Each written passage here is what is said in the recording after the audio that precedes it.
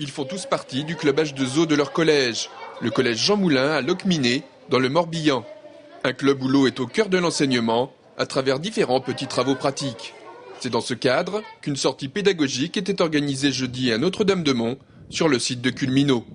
L'idée de ce club-là, c'était pas d'apporter des connaissances générales autour du thème de l'eau. Ils en ont dans le cadre du cours de sciences physiques en 5e ou de d'autres disciplines, mais c'était vraiment de les rendre acteurs et qu'ils puissent aussi être sensibilisés autour de ce thème d'économie d'eau. Donc acteurs lors de sorties comme aujourd'hui au château d'eau de Notre-Dame-de-Mont.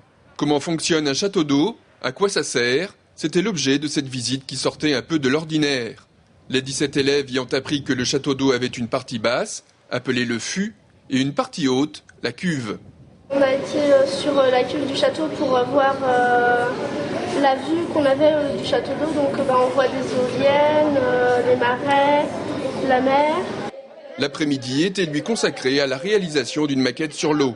Par petits groupes, les élèves se sont appliqués à retranscrire l'environnement qui les entourait. On a fait la mer, les tréteaux, les marais, les dunes, les forêts et des maisons. Et on a exprimé le cycle de l'eau. Le club H2O du collège Jean Moulin de Locminé ne manque pas d'idées et de projets.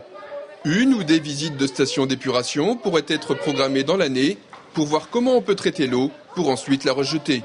Bref, rien de tel que de se déplacer sur le terrain pour aider à la prise de conscience.